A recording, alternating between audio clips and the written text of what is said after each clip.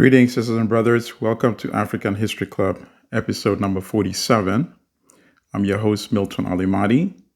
This is my last podcast for 2021. So let me also wish you all a happy new year, beginning after midnight tonight. I will begin the new series of episodes next week. So this is the last episode for 2021.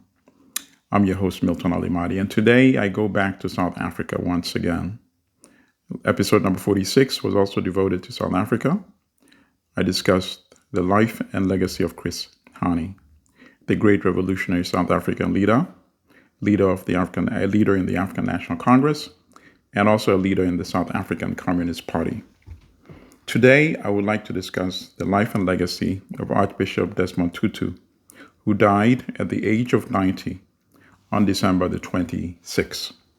Now, ordinarily on this podcast, we discuss African leaders that have been of a revolutionary persuasion. So some of you might be asking, why am I talking about Archbishop Desmond Tutu? Well, Archbishop Tutu was exceptional. He was actually revolutionary. And in fact, when it came to the issue of armed conflict, armed resistance to defeat the apartheid regime in South Africa, Bishop Tutu has said in a previous interview that he was not pacifist by principle. He said he supported nonviolence as a strategic option because he felt that given how viciously armed the state was and how it was willing to commit massacres, and we know historically the Sharpeville massacre of 1960, estimates of people dead not even reliably confirmed today. You see estimates of 69, you see estimates of more than 100 people just shot and killed on the streets by the apartheid regime. And then the Soweto Massacre, who knows how many hundreds of young people were killed. So Bishop Tutu felt that by engaging in open armed resistance, the apartheid regime would have the upper hand. Obviously, the African National Congress felt differently because the ANC, after first pursuing nonviolent resistance with futility, concluded by 1960 that armed resistance was the only option left to fight the monstrosity of the apartheid regime. So that's why I say Bishop Tutu was actually revolutionary, because obviously he was willing to consider armed resistance. And in that same interview, he even also said that he had thought often, many times, that perhaps there would come a day where we would have to conclude that nonviolent resistance was no longer viable in South Africa. And he also gave the example of Nazi Germany under Hitler and posed the question, how could you have confronted the Nazi regime using nonviolent resistance? Which to me indicates that had things not changed dramatically in South Africa, and to me when I say dramatically, I include the escalated sanctions campaign globally in the 1980s, the divestment campaigns on college campuses at that time. Obviously, I was also still in college. I participated in many of those campaigns to get university colleges all over the United States and around the world to divest their investments from South Africa. The embargoes that started setting in the 1980s, the protest that also escalated within South Africa in the 1980s, particularly after the formation of the UDF, the United Democratic Front, which comprised more than 500 organizations, religious organizations, civil organizations, labor unions, student unions, sports clubs, you name it, all came together under this huge umbrella to do whatever it took in terms of protests and demonstrations, civil disobedience, to bring down the apartheid regime.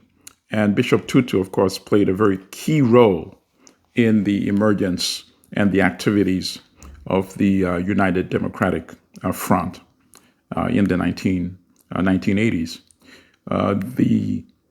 The effort was so effective, all these combined efforts that I just listed, that by 1985, the apartheid regime had become so weakened that the leaders of Anglo-American, as I pointed out also in the Chris Hani podcast, started traveling to meet with the exiled South African leaders like the acting president, Oliver Tambo, Chris Hani, and all those other leaders who had been exiled.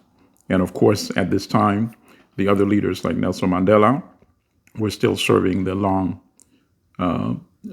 prison sentence that they were handed out in 1963-64 after the end of the Rivonia trials, the treason trials in South Africa. So Bishop Tutu became a prominent voice during this phase of the resistance, together with another leading voice, of course, the late Winnie Mandela, while the leaders of the ANC were either incarcerated or being killed or in exile. Bishop Tutu was also a very courageous man, a very brave man. He didn't just talk the talk. He actually engaged, as I said, by coming out to those protests. And many of those protests were quite dangerous, actually, because the apartheid regime would fire live bullets, rubber bullets, tear gas, and many people were killed during some of those protests. And Tutu was out there leading many of these demonstrations. That's why I sincerely consider him to be a revolutionary. And yes, a spiritual leader, but also a general on the field in the resistance against the apartheid regime. Bishop Tutu did not originally actually want to become a minister.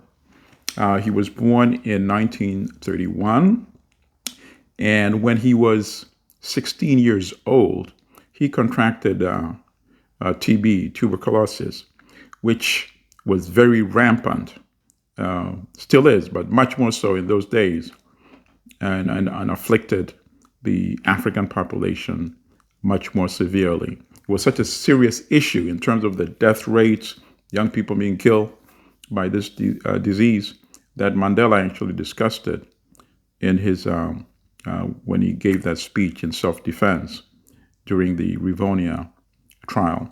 So anyway, from that incident, he was actually hospitalized for almost 2 years. So while he was recovering, he was visited on many, many occasions by a British priest who lived in South Africa and was an activist against the apartheid regime, Trevor Huddleston. And I think that made such an impression on him that I wouldn't be surprised if that was actually a factor in Tutu later on becoming a priest. But initially, he was a teacher. He was a teacher in South Africa, teaching in high schools initially. And then he rebelled against the system when the apartheid regime introduced what is called the Bantu education system, inferior form of education that was specifically reserved for the African population in South Africa. So Bishop Tutu obviously did not want to be a part of implementing this monstrous policy in terms of helping to provide an inferior standard of education to the African population in South Africa. So that's why he quit as a teacher, and he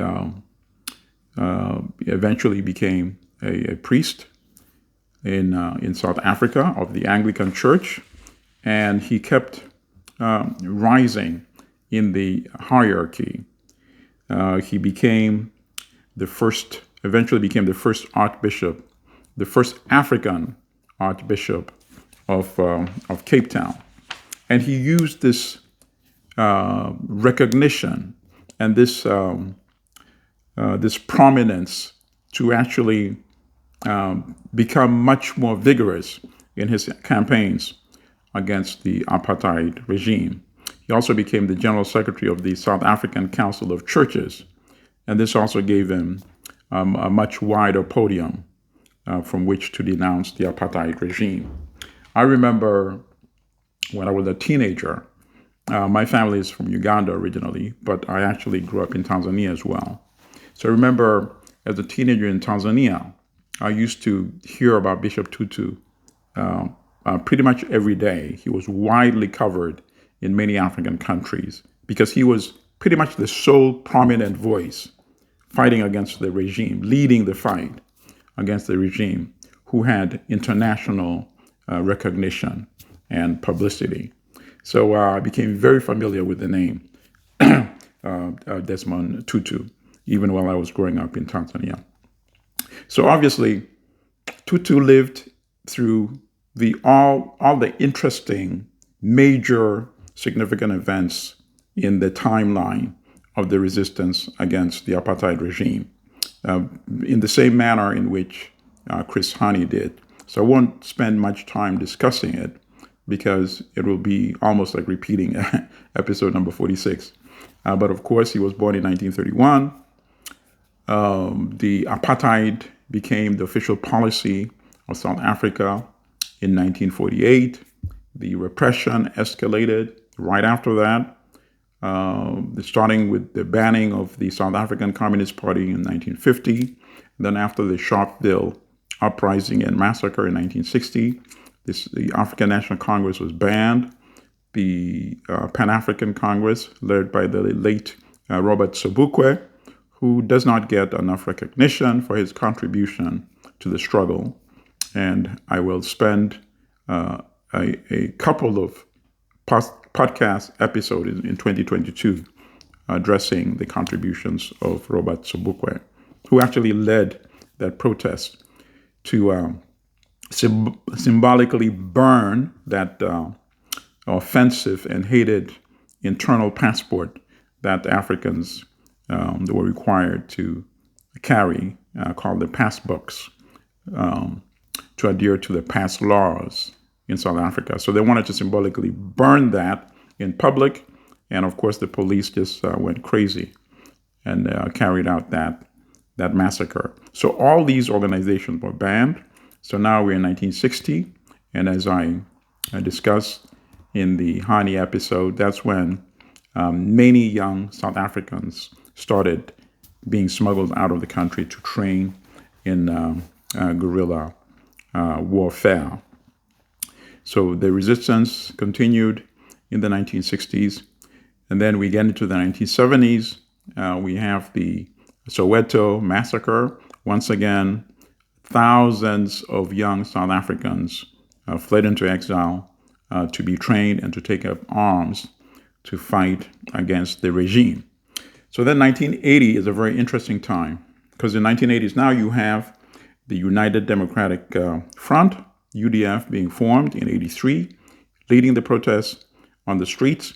And now you have the guerrillas who are now trained and supported primarily by the countries that call themselves the frontline states, led by countries like Tanzania under Julius Nyerere, led by Mozambique under Samora Machel.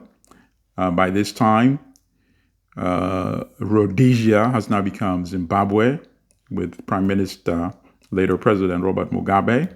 So now they're also helping in the fight against the apartheid regime. And then, of course, Angola, under the MPLA government, initially under Agostinho Neto.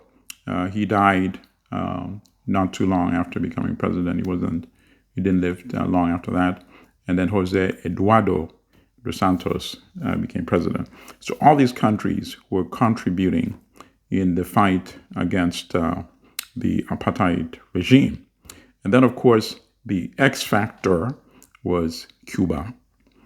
Cuba initially, as discussed in the previous episode, so that's why I'll keep it very brief today, supported the MPLA in 1975, initially when the MPLA, UNITA, and the FNLA, the other two guerrilla groups, had fought and ultimately defeated Portuguese colonialism. Then the race was who would become the leader of post-colonial Angola. And the UNITA and the FNLA were supported by the CIA, United States.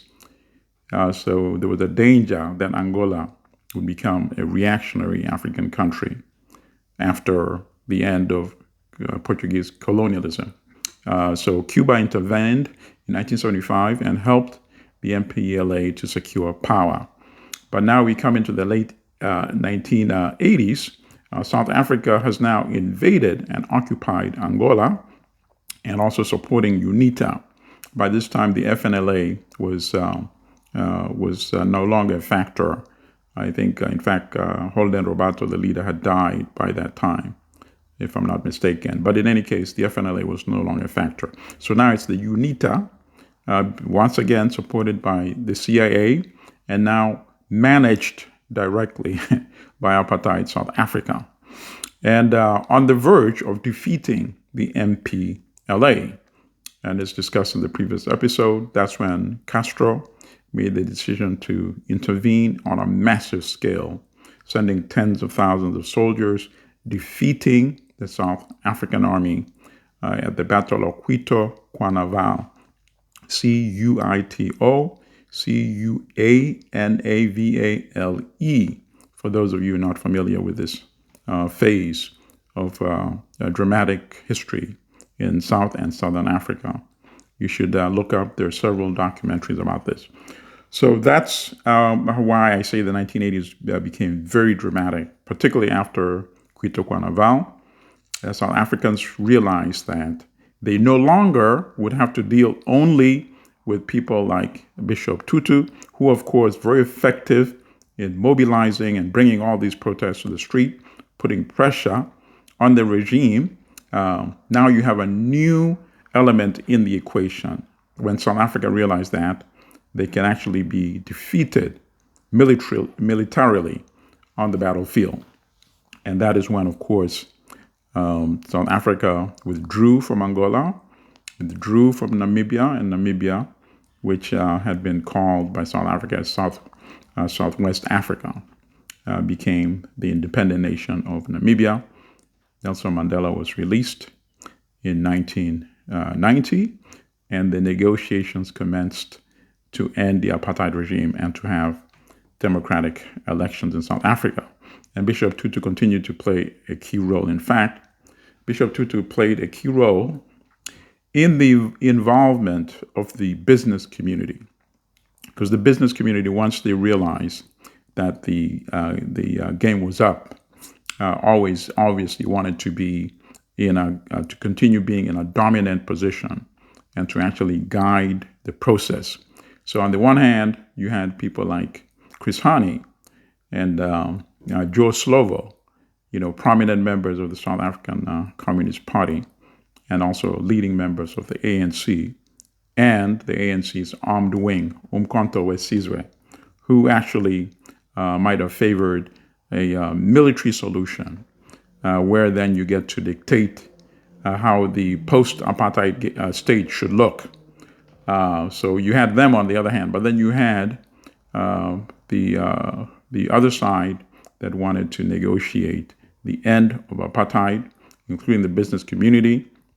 After they started traveling to meet the exile leaders of the African National Congress, they also actually were funding some of the activities of the United Democratic Front,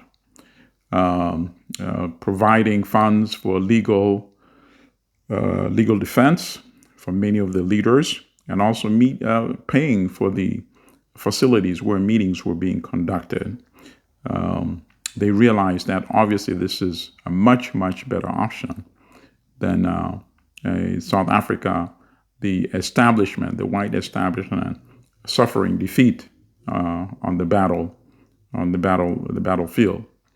And Bishop Tutu was also a prominent player in this process, engaging with the business community, because that's what actually paved the way to the peace negotiations, and ultimately the ANC agreeing to suspend armed struggle in August of 1990, something which, of course, was opposed by people like Chris Hani.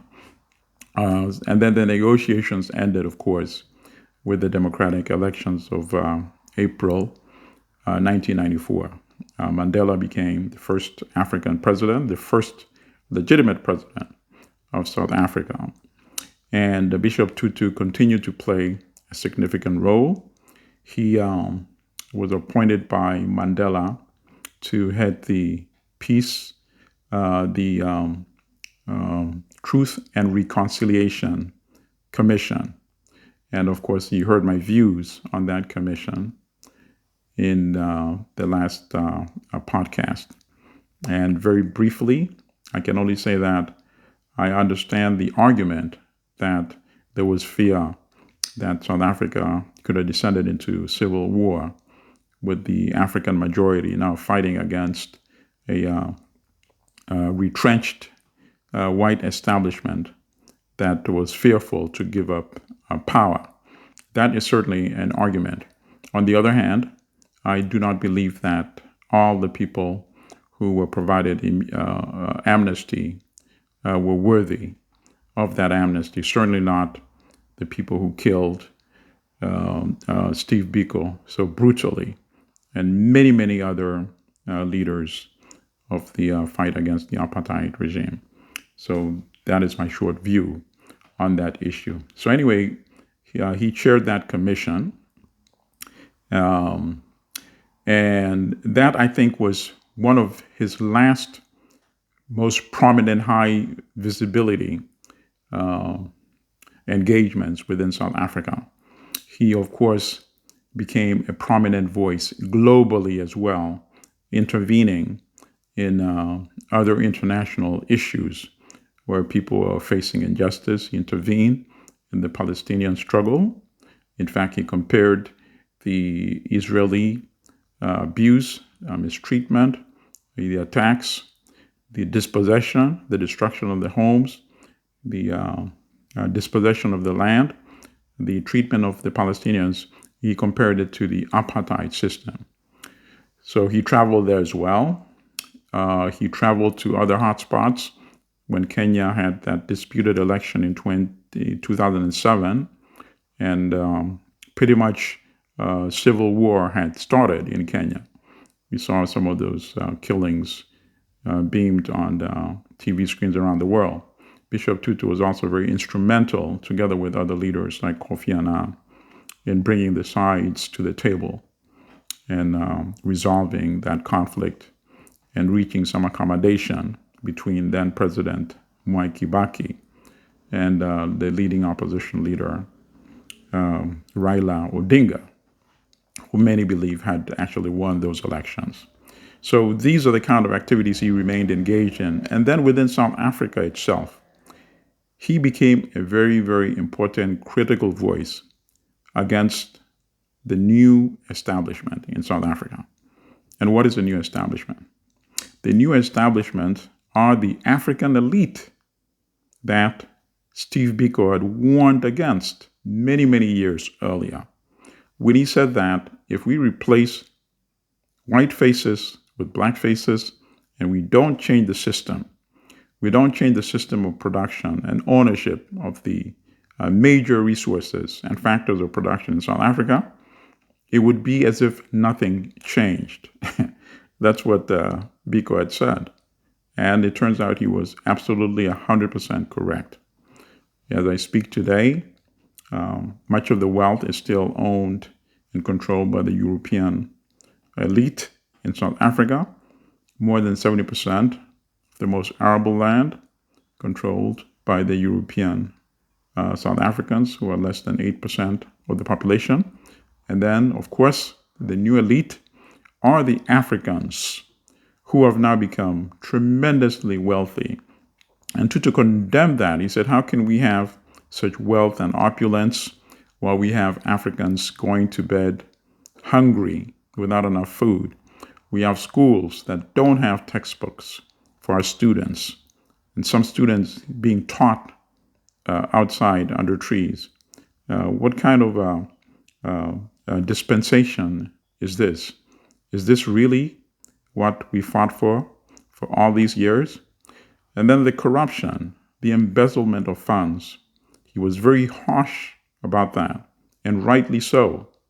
I remember in one speech, he actually said and at that time, Jacob Zuma was president of South Africa, and he's turned out to be one of the most corrupt that they've had.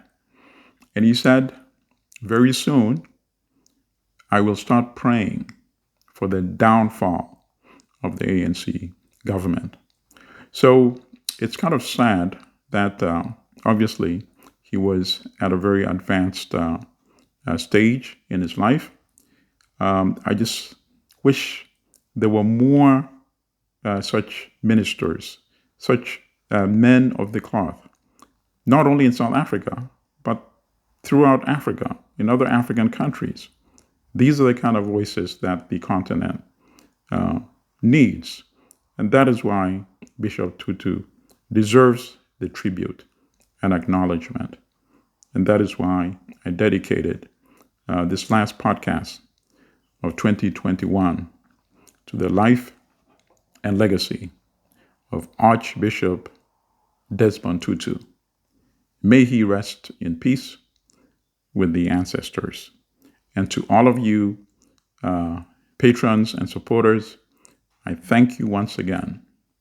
And I hope you continue to support this podcast, African History Club, and let other people know about it. Happy New Year. See you in 2022.